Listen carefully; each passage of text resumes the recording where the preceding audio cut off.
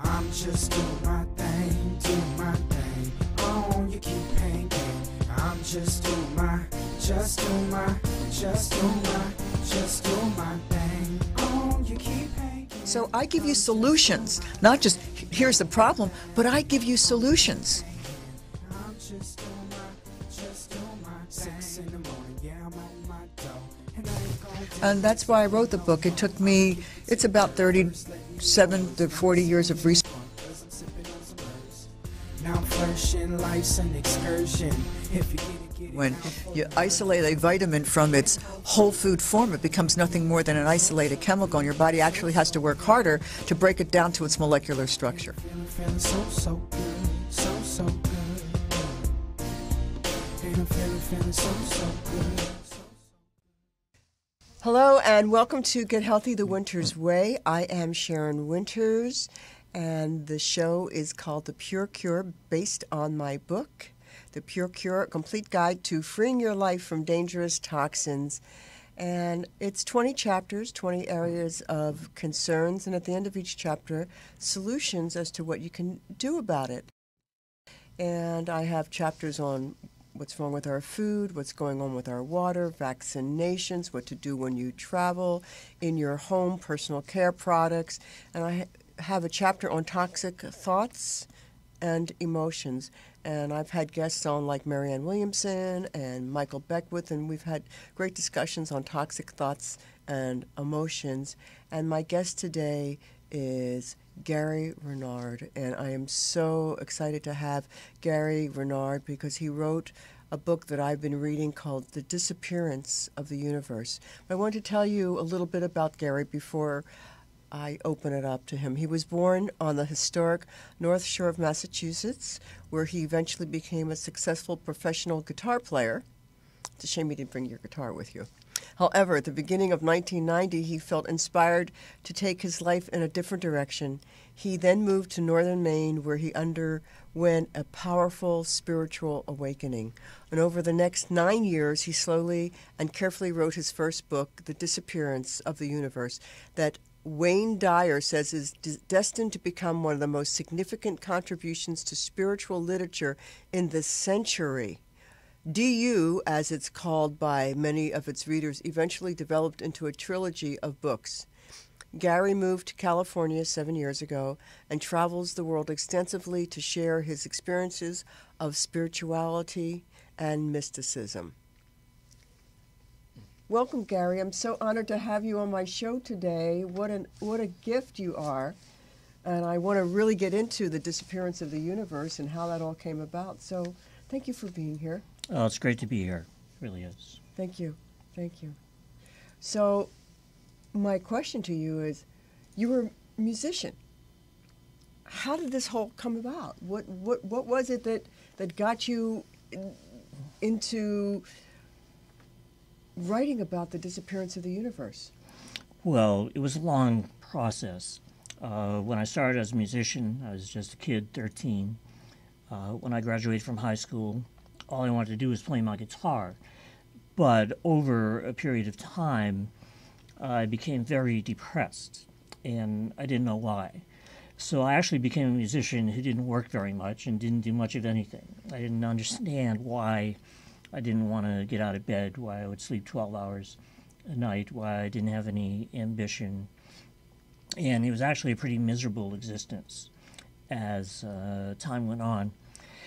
And by the time I was in my late 20s, I was practically dead. And were you doing any drugs? No, but I would drink anything I could get my hands on. Oh. And fortunately, very fortunately for me, I had one friend left, and his name was Dan. And Dan did this thing called the EST training. Oh, we've all been through EST. Yeah. It's very popular. And Dan wanted to help me, so it was like what he did was he practically dragged me to do this thing called the EST training. And what that did was it gave me my first thought system. And, Werner Erhard, right? Yeah, Werner. He was a great teacher. And he made an important contribution to a lot of people's lives. Yeah. And I did this thing called the S training, and it was like getting hit over the head with a sledgehammer. And what it did for me was it gave me a thought system where I could consistently interpret everything that I saw in the world in a consistent and positive manner. And what that did over a period of a year or two was it completely snapped me out of my depression. And the reason for that, which I didn't understand until later, was that I thought that I was having a miserable experience and having all these terrible thoughts because I was depressed. Actually, it's the opposite. That's true. I had become depressed because all of my life I'd been having these negative and terrible thoughts. It's always the thoughts that come first, right, and the experience follows. People don't realize they're actually setting themselves up right now for their future experience with the thoughts that they're having. So you can't underestimate the power of thought, and you can't underestimate the power of having a thought system, because if you don't, your mind will just run wild like an animal. Course in Miracles, which we're going to get into, says that you are far too tolerant of mind wandering and are passively condoning your miscreations. And what people do when they don't have a thought system is they have thoughts that lead to a negative experience. But it's possible to completely turn that around. It's possible to create your own experience of life and make it a great experience and a very happy experience. And when you have a thought system, which I was eventually led to, which is A Course in Miracles, you can even be awakening in God, which is your source. But I don't want to get too far ahead of ourselves. The point is that I was able to get over my depression by having a thought system, and then I started to live, or at least what passes for life in this world. By the time I was 30, I started to work a lot as a guitar player, started to become successful, and it was a good life for about 10 years. And after 10 years, I started to realize that there was something more, that there was still something missing. And a lot of people feel like there's something missing, but they don't know what it is. So it's like you kind of like progress along your spiritual path because of your thoughts. And what happened was, about 1987, there was this thing called the harmonic convergence. And I found myself really thinking, there's something else that I want to do. I wasn't sure what it was, but I had been a guitar player for a long time by then, and I felt that there was something I wanted to do that was somehow connected to spirituality, because after I did S, I started studying other spiritual things, like Buddhism, and I got into meditation, and I started looking at all these different things. Shirley MacLaine was a big influence on me with her books like Out on a Limb. Out on a Limb. Yeah, and Dancing in the Light. Really great stuff. Was it? And Dan Millman also was the beginning of that one, too. Oh, yeah. Yeah, definitely. And so by the end of the 80s, I was ready to do something different. My wife, Karen, who I had met around 1981, we got married in 82, she had family up in Maine, and I had visited there a few times, and it seemed like a very peaceful place. But it's very different than the Boston area. And I decided we were going to move up there and that I was going to do something different. I wasn't quite sure what it was, but I knew it would be connected to spirituality in some way. I just didn't know exactly how. And we moved up there at the beginning of 1990, and it was like culture shock to me because I lived a pretty fast life in the Boston area. And Maine, even though it's not that far away, we only moved a couple of hours away, but it was totally different. It's kind of like me growing up in Philadelphia and New York being an hour and a half away, but it was light years away from being, from the big city of New York to Philadelphia. Absolutely. And Maine was just the opposite, very slow, very quiet. And I got up there, and I was like the city boy. And people didn't really like me that much because, I didn't know that, like, if the ride-on lawnmower breaks down, you're supposed to be able to fix it. You know, when you're in Boston and something breaks, you call somebody. Somebody, right. You know, in Northern Maine, you don't call anybody. You're supposed to be able to fix it yourself. So I was a bit like a fish out of water. And, you know, after a while, it was so cold, and I'm not really a cold weather person. I'm more of a warm weather person. And I was pretty tired of it after about 3 years. And I decided, that's it, you know, people here don't like me. I don't like it here. I'm going back to Boston. I'm going to go back to playing my guitar. I know I can do that. I have confidence in it. And I took my guitar, my Les Paul Custom, out of the closet, and I started to practice. And I'm playing the guitar. Both of my hands are occupied. And all of a sudden, I felt another hand. And this hand started to push the neck of the guitar down toward the ground, and me along with it. And, you know, it was a very strange experience, but, you know, I'm the kind of a guy who looked for signs. And that was a sign. And I got the message. And the message was, no, that's not what you're supposed to do. You've already done there, you've been there, done that. There's something else for you. And I didn't know what it was, but I was hoping that maybe it was connected somehow to this, you know, kind of like relationship that I felt with Jesus. And I should say right away that I am not a religious person. You know, I never have been. I like to say that in the winter, I'm a Buddhist. In the summer, I'm a nudist. You know, it's like I'm not really a religious type person, but ever since I was a little kid, I always felt like I could talk with Jesus in my mind and that he was my friend. And I didn't know why I felt that way until it was explained to me many years later. But I felt like I could talk to him. And What was explained to you? Well, what was explained to me was why I felt this relationship. And why was that? Well, I don't want to get too far ahead of myself because that's coming right up. Oh, okay. And it's like Okay.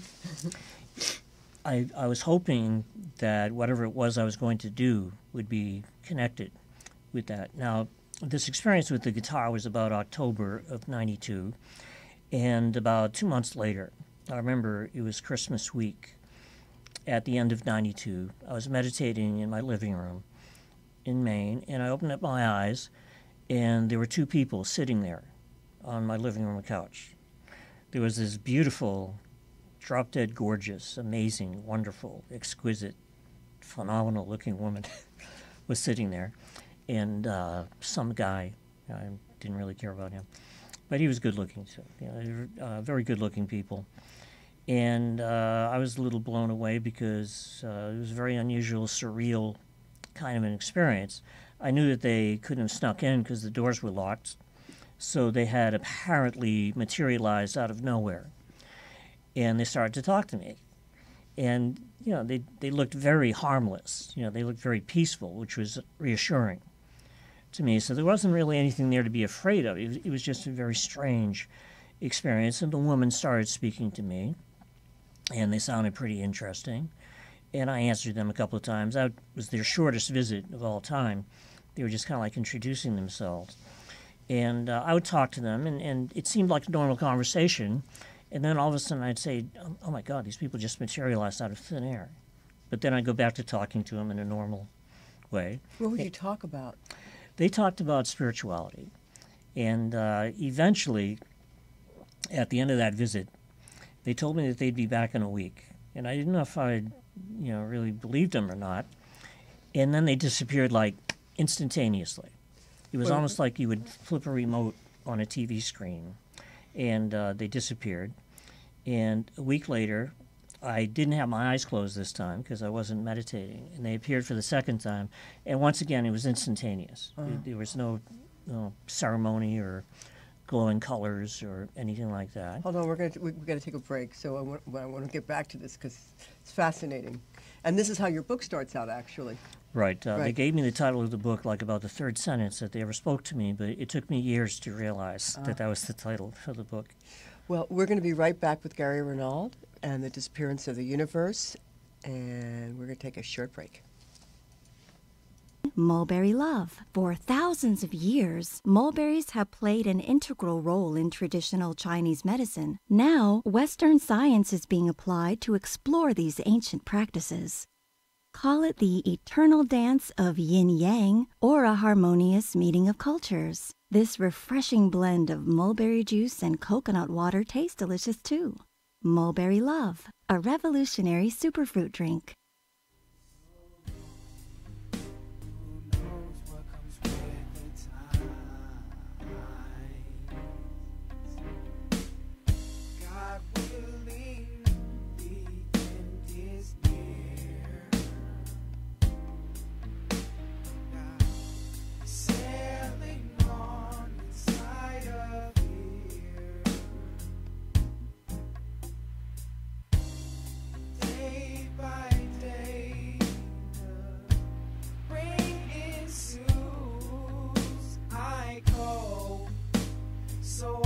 Coming home to you, 'cause you give me salvation.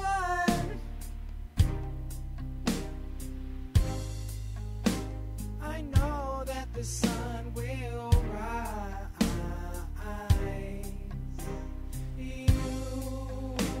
You keep me hanging on so long. Who knows what comes with it?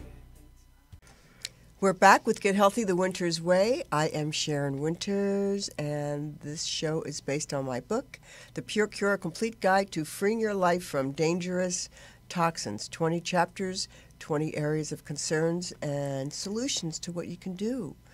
So if you're interested in the book, please go to my website, www.wintersway, WYNTERSWAY, and get yourself an autographed copy. I'd love to autograph it. And also, send me an email from my website. I'd love to find out what your questions are and suggestions, and I am an open vessel.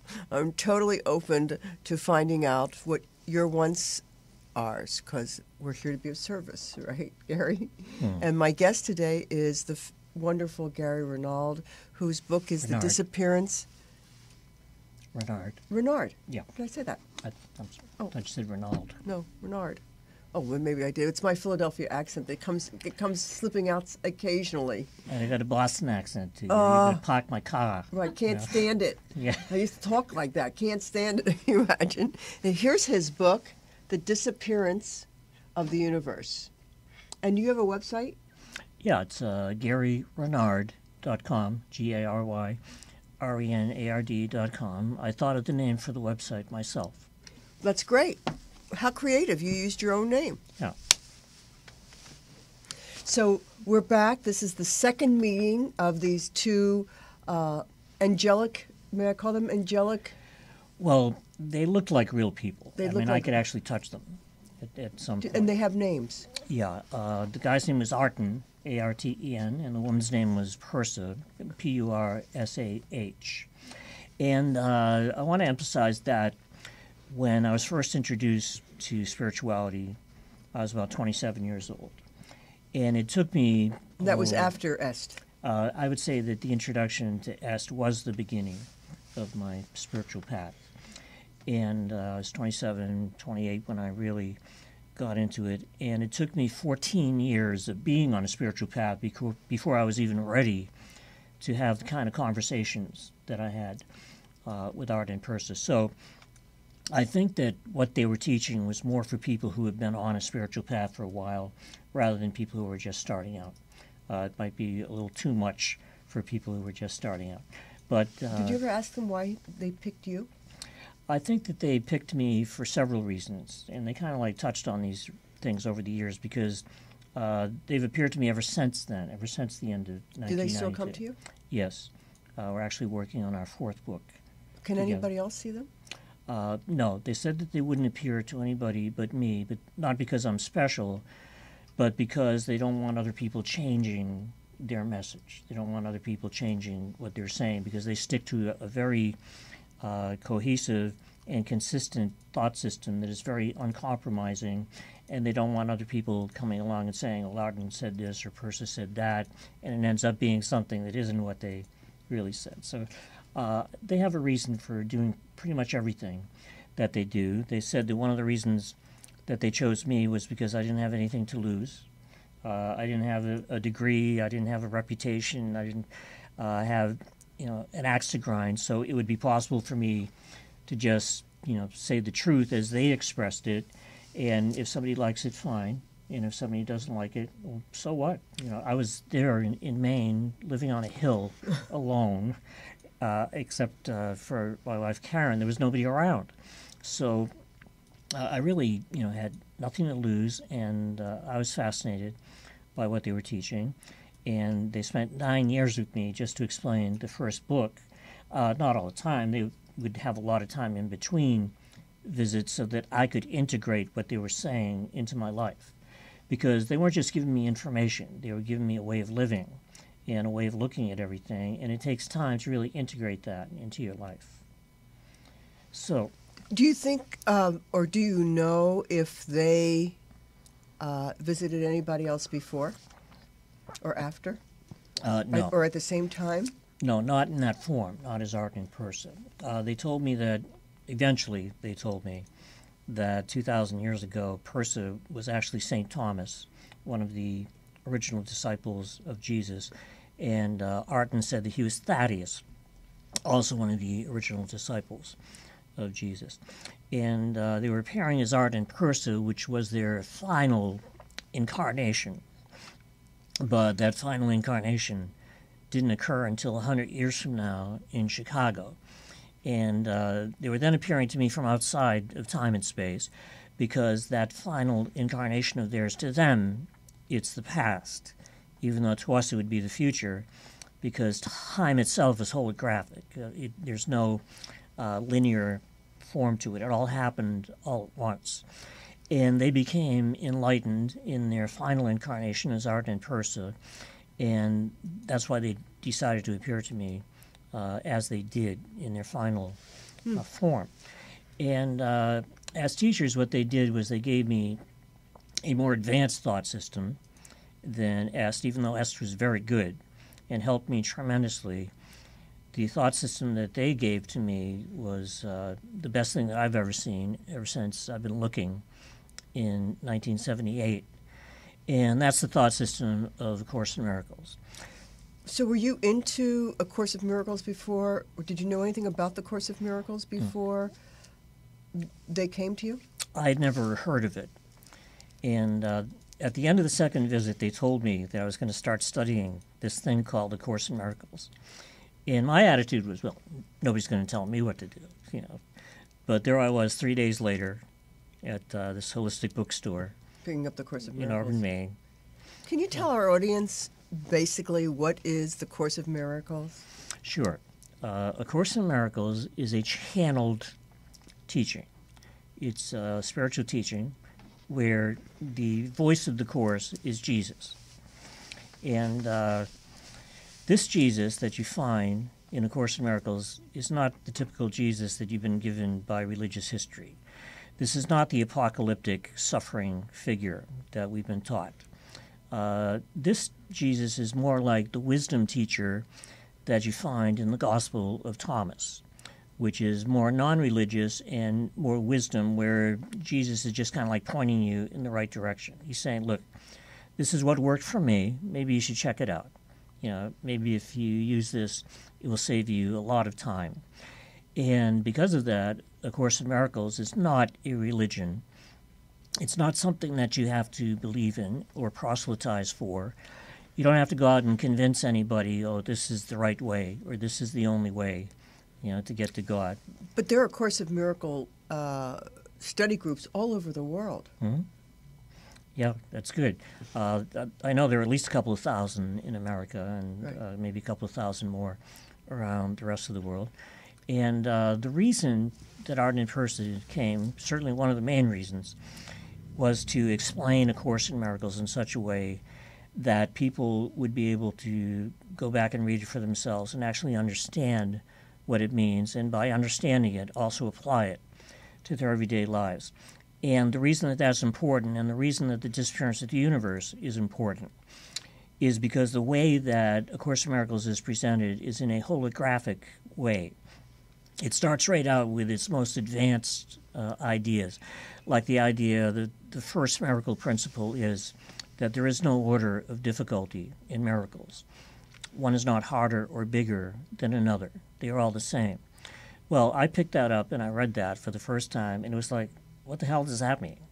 I mean, it made absolutely no sense to me whatsoever, and I don't think that anybody could pick it up and read it and have any idea exactly what that means. And the Course starts out with its most advanced principles, and it's not an easy read by any means. And so I had a difficult time understanding it, but then I noticed that after Art and Persa appeared to me, 7 or 8 times, I could go back, pick up the Course, read it, and it was actually starting to make sense to me, even that first part. So they gave me a linear presentation of A Course in Miracles. They spelled it out for me, so that anybody could understand it.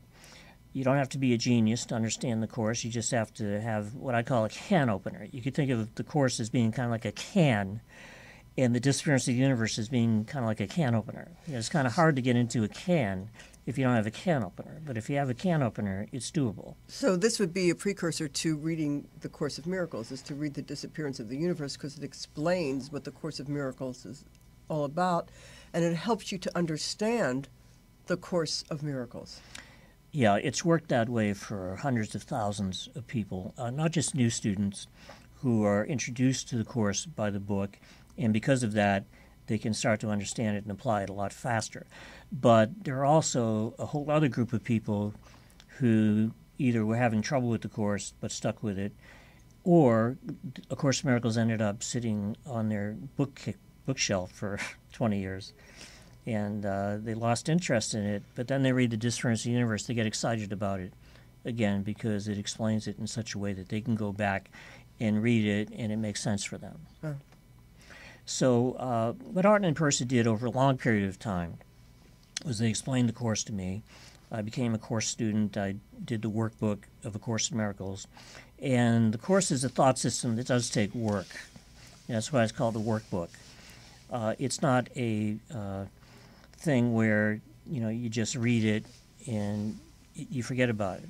And that's important to understand, because a lot of people, they believe that enlightenment is achieved by the amount of spiritual information that they put in their head. So they read a different book every month. My teacher Persa described it as the spiritual buffet line, where you try, can't get enough. Right, you try something different all the time. And the truth is that because it's so important to have a thought system, people would actually make much more spiritual progress in their lifetime if they found something that worked for them and stuck with it. Like if you stick with Buddhism for 20, 30 years, it's going to do remarkable things for your mind.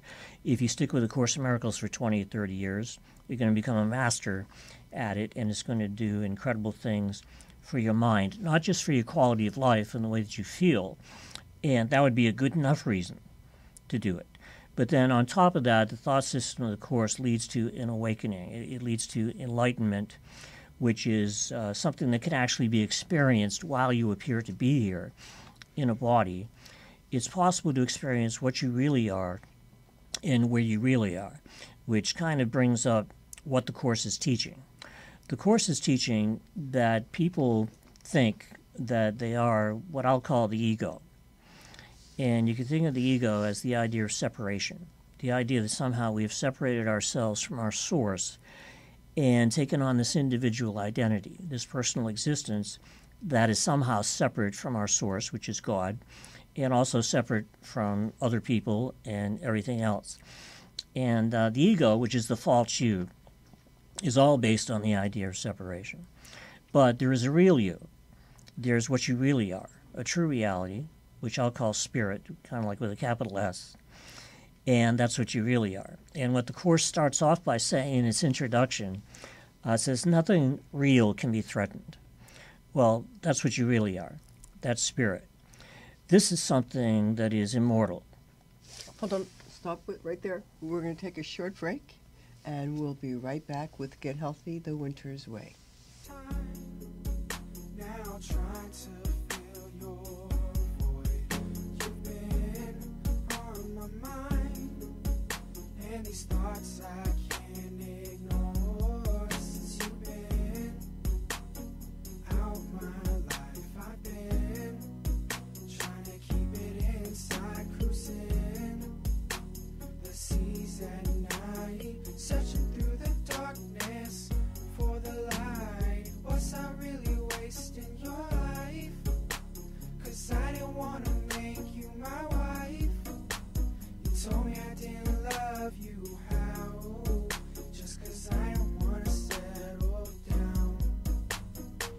Was I really changing your hands?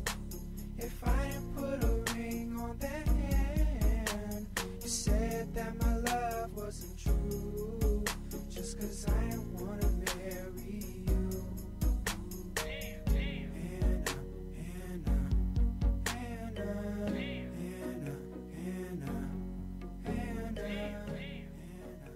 We're back with Get Healthy the Winters Way, and I am Sharyn Wynters. And my book is called The Pure Cure, A Complete Guide to Freeing Your Life from Dangerous Toxins. The show is based on the book, 20 chapters, areas of concern, and solutions to what you can do about it. And I have the good fortune to bring in guests to talk about the different areas of concern. And if you'd like to order my book, here it is, The Pure Cure, A Complete Guide to Freeing Your Life from Dangerous Toxins. You can go to my website, www.wintersway.com, WYNTERS. And my guest today is Gary Renard, and his book is called The Disappearance of the Universe, which is an amazing book, and I'm about a third of the way into it, and I don't even want to put it down, but I have to put it down. And you can go to his website, Gary Renard, GaryRenard.com. Before we get back to what you were talking about, you said that the Course of Miracles was channeled. Who channeled the book? Yeah, the book was taken down by a research psychologist in New York City named Dr. Helen Schuckman. And she also had a colleague named Dr. William Thetford who helped her.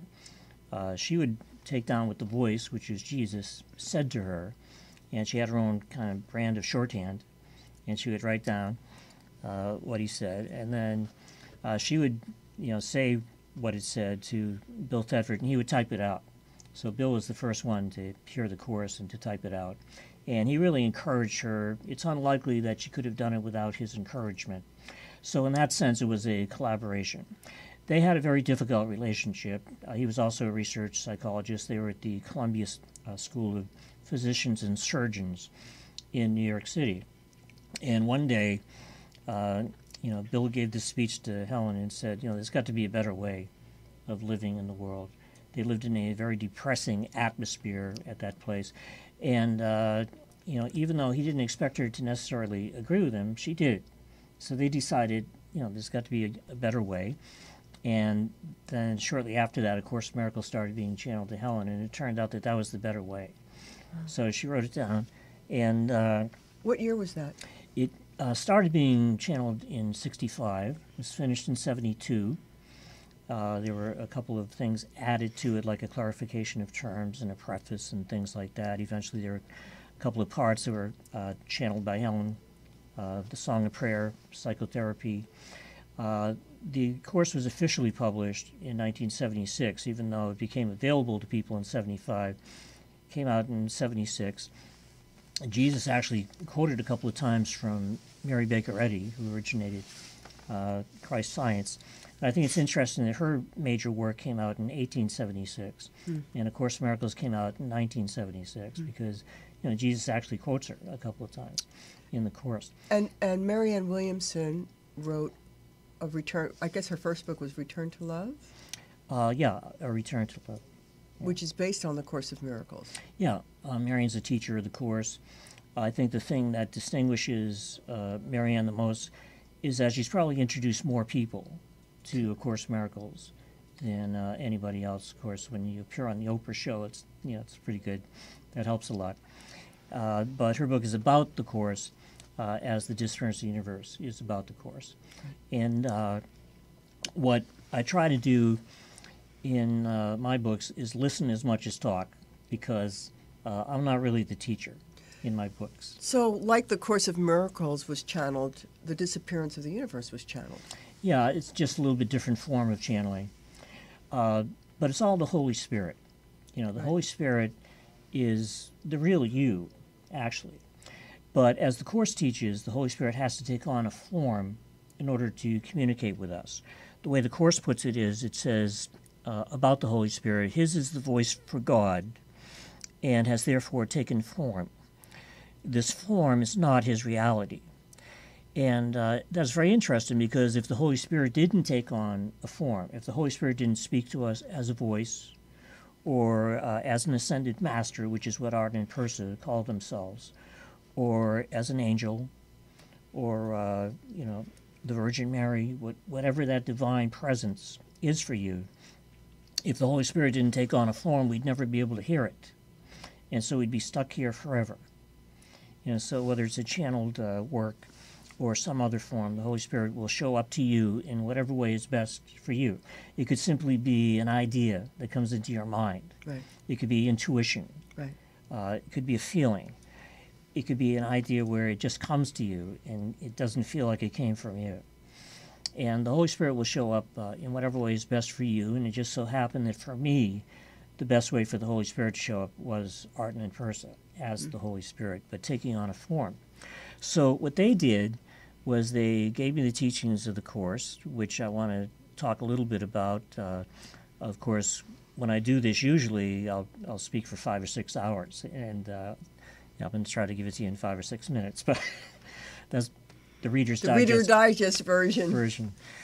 And no matter how much you understand the Course, it won't do you any good unless you apply it to your everyday life. It's not what you know, it's what you do with what you know. Do you really apply it to the situations and the events that you see even on television, the relationships that you have in your life? If you take what you know and actually apply what you've been taught, things like that, you will progress light years on your spiritual path. And I mentioned that there's the false you, which is the ego, which is based on separation. And then there's the real you, which is spirit, which is not based on separation, because the Holy Spirit thinks in terms of oneness. The Holy Spirit thinks in terms of wholeness and sameness. And when the Course says nothing real can be threatened, that's what it's talking about. It's talking about the real you, which is immortal, invulnerable, something that can't be touched by anything in this world, something that can't be threatened by anything in this world. And that brings up the point that even though the world may seem very complicated, and it looks like there are a million things to choose between and a billion different objects out there, the truth is there are only two things, and only one of them is real. There's reality, which is spirit, which is God's kingdom, which is why the Course says be vigilant only for God and his kingdom. And then there's everything else, and everything else is untrue. That's why the Course is a purely non-dualistic thought system, because it's saying that of the two seeming worlds, the world of God and the world of spirit, the world of God and the world of the ego, only the world of God is true, and nothing else is true. And the way that you get in touch with the experience of that is by changing the way that you think, by having a thought system, and by looking at the world, and especially people, with the Holy Spirit instead of the ego. And that kind of like brings up the process that is the Course's main teaching, which is a certain kind of forgiveness. But this is not forgiveness the way that the world traditionally thinks about it. The way that the world traditionally thinks about it, it makes everything real and kind of like judges it and then tries to forgive it. The kind of forgiveness that Arden and Persa taught me does not make the whole thing real, just the opposite. It kind of like overlooks what is not real and looks towards what is true. And what is true is just beyond the veil. It's just beyond the images that we are seeing, just beyond what we thought were people. What we do is we change the way that we think about them. And this kind of like brings up the subject of spiritual sight. Most people go through their lives thinking that everything that they're saying is true, and it's all based on separation. And what the Holy Spirit is saying is, no, what you're seeing is not true, that separation is not true, that the separation from God actually never occurred, and what you need to do is overlook the illusion, overlook this dream of time and space, if you will, and kind of think outside the box. So the kind of forgiveness that the Course teaches would first of all stop thinking with the ego, because the ego is going to judge things because there's something that we don't know about the ego. The ego likes this idea of separation. The ego wants to keep it going. It feels special. It feels important to have your own relationships and your own universe of time and space to play in, and all of these accomplishments and goals and kind of like idols. And what you have to do is stop thinking with the ego and start thinking with the Holy Spirit. And the Holy Spirit has a totally different story about what's going on. The Holy Spirit would say, look, you've got to stop making illusions real. You know, instead of giving truth to your illusions, you need to give your illusions to the truth, which is the Holy Spirit. And the Holy Spirit would say, okay, what you're seeing is not true, so you can forgive it, not because it's really happened, but because it hasn't really happened. That way you're not judging it and making it real, which keeps you stuck here. Instead, you're saying that it's not real, and then you can engage in the third step to forgiveness, which I would call spiritual sight, and which the Course would also describe as the vision of the Son of God. What that does is it just kind of like overlooks the illusion, overlooks the veil, looks past the body and thinks in terms of reality. So now you would think of a person as not being a separate body. You would not think of them as being a body at all. Not that you don't still see bodies or interact with bodies and have normal relationships. It's just that at the end of the day, you're thinking in terms of spiritual sight, which overlooks the body and thinks in terms of wholeness and oneness. So now you think of that person as not being a person who is just part of it. You think of them as being spirit, which is all of it. Spirit is not a partial attribute. The Holy Spirit thinks in terms of wholeness. So if you want to be like the Holy Spirit and return to spirit, then you want to think like the Holy Spirit. And the Holy Spirit would think of that person as not just being part of it. The Holy Spirit would think of them as being all of it. Nothing less than their Creator, nothing less than God. And by thinking of them that way, that is how you eventually come to experience yourself. The way the Course puts it, as you see Him, you will see yourself. And it must be pretty important, because then it says, never forget this. In that person, you'll either find yourself or lose yourself. And the reason for that is because of the way that the mind works. Your unconscious mind knows everything. And one of the things that it knows is that there's really just one of us. And that's both good news and bad news. The good news is that you can learn how to use that in order to change the way that you feel and ultimately even what you believe you are. But the bad news is that because your unconscious mind, which is the part of the mind that you can't see, knows everything, it will interpret anything that you think about another person to really be about you. So let's say some politician comes on the TV screen who you can't stand, and you just say to yourself, what a jerk. Well, without realizing it, you just called yourself a jerk. Because your unconscious mind will interpret anything that you think about another person to actually be a message from you to you about you. Hold that thought. We'll be right back with The Pure Cure. Mulberry love. For thousands of years, mulberries have played an integral role in traditional Chinese medicine. Now, Western science is being applied to explore these ancient practices. Call it the eternal dance of yin-yang or a harmonious meeting of cultures. This refreshing blend of mulberry juice and coconut water tastes delicious too. Mulberry Love, a revolutionary superfruit drink.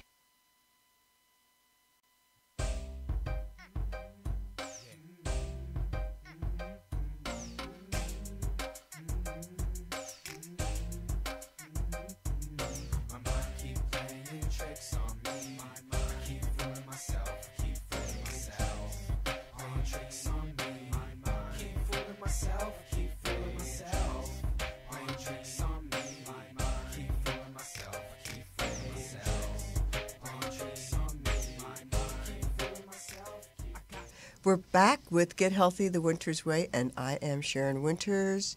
The show is called The Pure Cure, a complete guide to freeing your life from dangerous toxins, based on my book, which I have to show. The Pure Cure, Complete Guide to Freeing Your Life from Dangerous Toxins.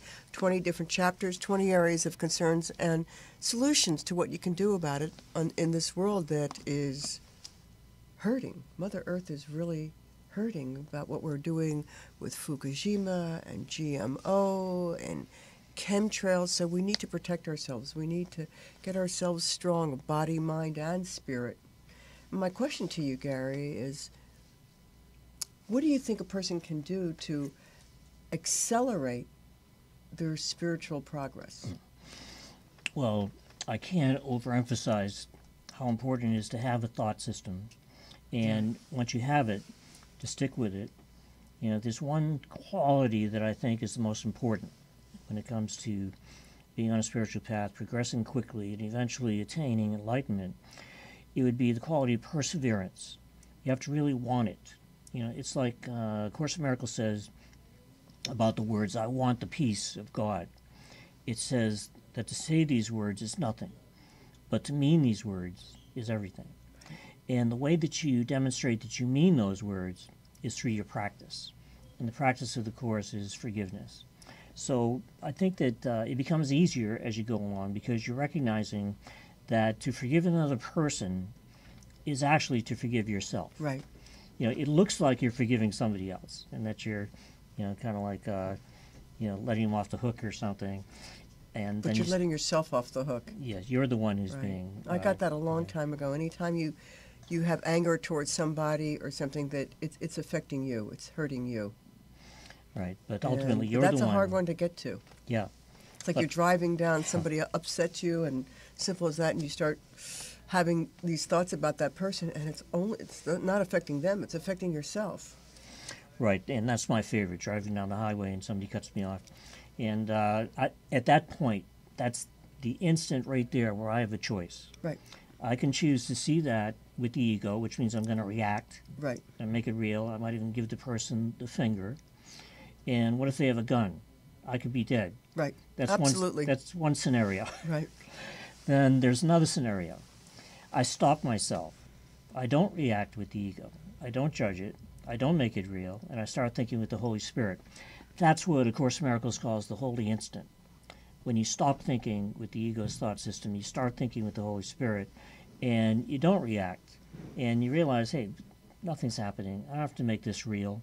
You know, what I really am cannot be threatened by the world. I'm this spirit which is immortal.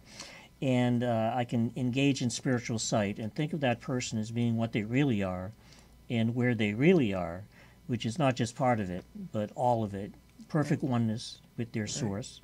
It would be synonymous with the way that the Course describes heaven, which is the awareness of perfect oneness and the knowledge that there is nothing else outside that oneness, nothing else within. And by seeing that person that way, that is how I will come to experience myself. And not only that, but I don't get shot either. Right. It's interesting. I saw this, it wasn't a commercial, but this video, and it was all these different incidences that were happening. Some guy was driving too fast, another person cut somebody over, and all these different incidences, and how the guy reacted. And then it took you to the next frame of what was going on in each of the person's life. One guy just lost his mother and wasn't thinking, and so we never know what's going on in somebody else's life that they're doing what they're doing. So we're judging and making all these accusations and feelings about somebody instead of, going, okay, let it go. But that's the practice. That's the practice of meditation also. Yeah, it's very important, to calm the mind. Yeah. Course in Miracles doesn't do traditional meditation, but it does do kind of like its own form of meditation. You'll notice that many of the lessons toward the end of the workbook are very meditative, and they very much involve what the Course would call true prayer, which is actually joining with God, actually joining with your source. So it's very much an approach to God. So what do you think the difference between prayer and meditation are? Traditional meditation, the main purpose of it is to quiet the mind. Right. And I got very good at it. I thought before Art and Persa appeared to me, I got to the point where I thought that there were no interfering thoughts of any kind, and the mind could be completely rested and completely quiet. That would have had to happen in order for them to appear to you, don't you think? I think so. Yeah. And the only difference is that with the Course and what it calls true prayer, you're not just kind of like joining with yourself, or kind of like quieting the mind. You're actually consciously having a visualization where you approach God. In fact, in one of the workbook lessons, Jesus actually has you call out to God. It's kind of like the Course is undoing this unconscious fear of God that people don't even know that they have. If they knew that they had it, it wouldn't be unconscious. But you notice that the last two obstacles to peace in the Course are the fear of death and the fear of God. And there's this guilt in the mind that can be traced all the way back to the original idea of separation from God and all that that entailed. And it's still there, and people have this fear of God that they don't know about, but that's why they fear death. That's why the two go hand in hand. If we didn't fear God, we wouldn't fear death. That's right. But if you can undo that fear of God, you'll also be undoing the fear of death at the same time. That's why early in the Course it says that the later parts of this Course involve an actual approach to God, but that we must be prepared for it. The mind must be ready for it. That way it won't involve fear. And that's one of the things that the Course does. So, do you think it would be a good idea, obviously, to read The Disappearance of the Universe first to get a precursor to The Course of Miracles? It helps you to understand The Course of Miracles? That's what people have told me Right. for the last 10 years. Right. And I've talked to people who have been doing the Course of Miracles, and it's been very hard for them to really grasp it and understand it. But then they pick up your book, The Disappearance of the Universe, and they go, "Oh my God, it makes so much sense now." Yeah, it's great, and that's certainly not because of me. I couldn't have done that. I couldn't have written The Disappearance of the Universe. It's mostly Art and Persa, but fortunately I had learned enough about spirituality so that I could ask them the same kinds of questions that other spiritual students Right. would ask them, and engage in the kinds of conversations that were the most helpful for people. That continued on in the second book, which is called Your Immortal Reality. Is that out yet? That came out about 7 years ago. Oh. Then my newest book, Love Has Forgotten No One, just came out about 5 months ago. And the three go together. They're a trilogy.